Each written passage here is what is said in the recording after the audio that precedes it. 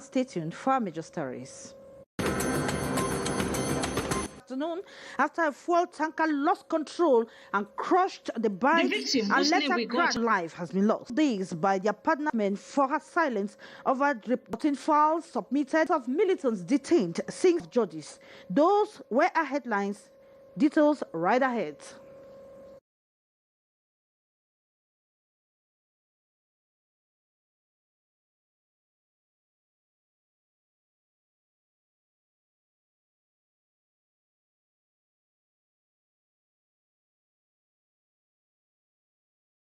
Thanks for joining us once again. You can watch us on our social media platforms, Twitter, YouTube, and Facebook. And right ahead, we begin with the story from the nation's political capital.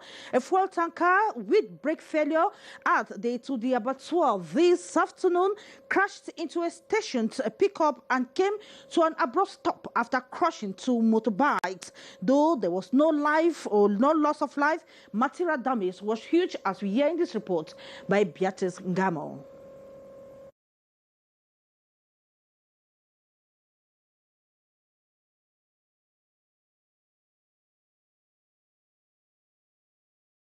Après, la dame est venue sur moi et j'ai attendu que le bruit derrière moi, j'ai sauté laisser la moto. Victim of an accident this Tuesday afternoon along the Etudi Abattoir stretch of road, caused by a tanker with failed brake, whose driver was struggling to manage the situation before him. The survivor narrates that while he was by the roadside to drop a passenger, from the look of the tanker, he realized all is not well. The passenger off, he had to take a big jump before the engine swept away his bike. Like him, the traders by the roadside ran for their dear lives as the tanker threw a packed pickup towards their direction. It was a day of total fear and panic, as a witness narrates the swift, dramatic scene. It is the bike whose rider escaped that succeeded to bring the wild race to an end. Fortunately, there was no loss of human life, but injured persons and material damage, and the tanker driver is nowhere to be found. And shocking statistics of femicide in Cameroon. In just 52 days in the country, 15 women have either been killed by their partners or alleged criminals. The figures are growing, and association defending the rights of women have blown the red alarm, castigating the government for her silence over the repeated killings. Let's have the details with Morinzi. The figures are frightening at an alarming rate in Cameroon, and others by alleged criminals. The images are shocking as they continue to flood the social media. Clarence Younger, a defender of the rights of women, has been following up the disturbing cases of femicide. She was the first to publish a wake-up call in Cameroon following the publication of the Croissant Acts. Cette comptabilité, nous l'avons débutée il y a 2 ans. We started 2 years ago by simply publishing statistics yearly. It didn't work. Then we started with daily publications and doing the counts. It worked, and it had an impact. She said the country's Minister of Women Empowerment and the Family has remained silent in the face of the growing killings. Ce que ça suscite aujourd'hui, the statistic is to provoke government to react and take measures. We need more sensitization and ensure that women wake up and fight for their rights. We search further to find out what the law says about femicide. Here we're interested in the sanctions. Which punishes murder and are sanctioned by Section 275 of the Penal Code, or assault occasioning death.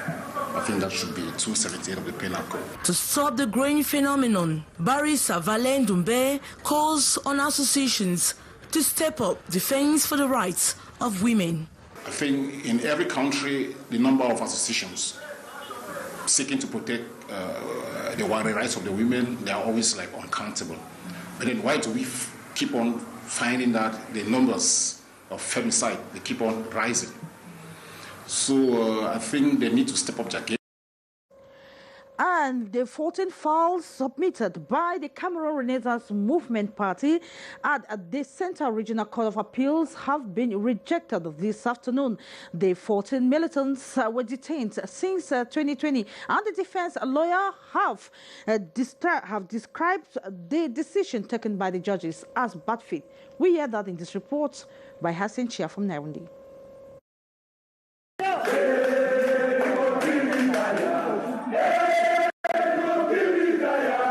In their usual manner, this is how they appeared at the premises of the Central Regional Court of Appeal this Tuesday, April 18.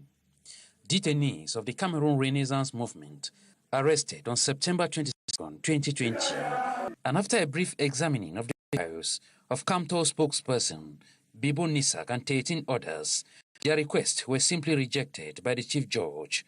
Total disappointment for the defense lawyers, who described the decision as calculated justice. Union judges are violating Article 2 of the Penal Code that subject them to the respect of international laws. We submitted appeals for liberation based on violation of our clients' right has not been respected. Our clients are simply victims of a peaceful work. Their rights continue to be violated. We urge the state of Cameroon to get in conformity with standard laws. But there is little hope for 9 others whose court proceedings have been adjourned to May 2, 2023. And while waiting, the lawyers say they are turning their efforts towards international human rights organizations to obtain justice for the CRM militants. Thanks so much, Chia. And social needs experts and consultants have urged the government to consider the social needs of the population while executing projects around the country. They made the call while presenting the inter-regional result on the situation that is in the nation's political capital. Hi, Chia, once again. The execution of developmental projects in different localities of Cameroon is for sure a plus for the communities, but very little of the needed social support is rendered to the populations concerned, as revealed by the result of inter-regional consultations on development of monitoring and evaluation indicators presented by consultants this April 17 in Yaoundé. These projects come and bring other problems, taking into the fact that there is a risk. What can we do so that the risk become lower, or they can even minimize that risk so that people will live in peace and in good conditions? And having reached the end of this process, the Ministry of Social Affairs is anxious to ensure that all actors take ownership of these indicators. In view of the progress made in terms of appropriation of the team, social compliance of projects, there is therefore reason to be pleased with the first steps already taken in this march towards the mitigation of or improvement of social and human risk in project implementation. Aside the presentation of the findings, the national workshop was also aimed at raising awareness of the various stakeholders on the importance of taking social concerns into account in projects, which goes beyond relocations and compensation. And roads in Cameroon's economic city Douala are gradually degrading, leaving the population frustrated, especially car owners who usually have their vehicles break down, forcing them to constantly visit the garages. The roads are described or have been described as death trap by many, as we hear in this report by Morende. Roads in the city of Douala are degrading rapidly. The roads at Carrefour Ajib that links up to the biggest market, which is Mbopi, is a glaring example. This area of the road has been described as a death trap for pedestrians and all sorts of vehicles. Vehicle owners are forced to slow down here or empty contents if they try escaping the potholes, which have increased with time. Besides, the roads are gutters, which are replete with... We are forced to slow down here. Even the street lights are bad. We are affected by all this. We are forced to circulate on the wrong lane. There is an need of gutters and canalized water. It is a similar scenario at Ange Raphael at the university area. Vehicle owners have expressed the same pain. The bad roads oblige us to visit garages daily. At Bokom Makepe, road cracks are visible, multiple potholes, roads. There are a lot of accidents that happen here simply because we are trying to escape the potholes. Here at Bepanda Rue de Pavé, the beauty of the road has given way to something beyond recognition. The degraded roads constantly breaking down, obliging them to spend extra on repairing them. Drivers told me when it rains, the whole road is flooded, making it impassable. During the rainy season, the whole area is covered. You can hardly recognize the road. From Zashman to Koti, New Bell, and elsewhere across all 5 municipalities that make up the city of Douala, inhabitants wish for one thing: for council. Marindy with that report. And for the past several weeks, the street lights. Let's have more in this report. Uprooted electricity poles found on every street corner, the bulbs and solar panels destroyed. This has been the situation for the past several weeks, precisely on this street leading to the Ports Authority of Kribi in the south region of Cameroon. They've been vandalized by unknown individuals. The population has denounced the behavior of the perpetrators. These street lights, some irresponsible citizens have to uproot the poles, remove the solar panel, and destroy the batteries. This is a cruel act. Into a beautiful city. Unfortunately, some unscrupulous individuals decided to destroy the street lights. Look at how they are all set on the ground. The abandoned poles on the ground remain a permanent danger for road users. The population suggests that while municipal authorities are seeking to quickly clear off the poles from the road, there is equally the need to reinforce poles still untouched to prevent a repeat of the act. I propose that these poles be sealed after planting the poles deep down. This will render the poles more solid and prevent the vandals from destroying them. The poles. These, according to the population, contribute in the fight against insecurity in the seaside resort town of Kribi. And the much-awaited universal health coverage in Cameroon is gradually coming to fruition with its launch on April 12th. This April 18, 2023, the health officials were in Douala, Cameroon's economic city, to sensitize the population on the importance of the universal health coverage and the procedures for enrollment.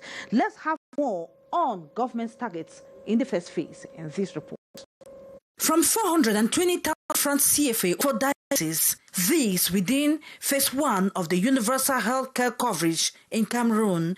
6,000 francs CFA, pregnant women and newborn babies in the far north, Adamawa, east and south regions will also have access to health care. But the concerns will need a universal health care card to have access to treatment.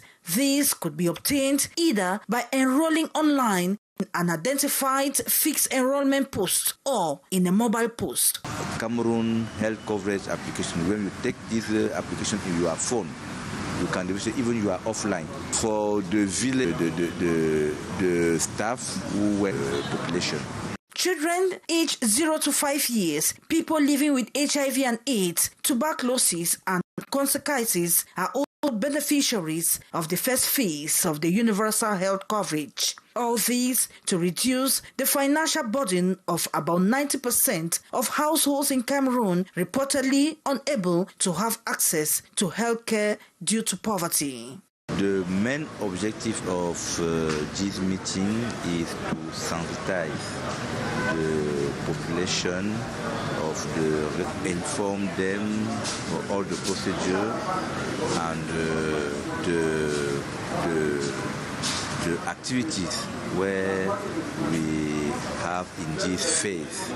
At this information, sensitization and advocacy meeting in Douala, sense of their priority target should have obtained a universal healthcare card. And it is with that report that we wrap up this edition of the Primetime News Course in the English language on Canal the International. Up next is Debrief de l'Actualité with Lil Pieju. And until tomorrow, stay tuned to programs on Canal the International. Bye-bye.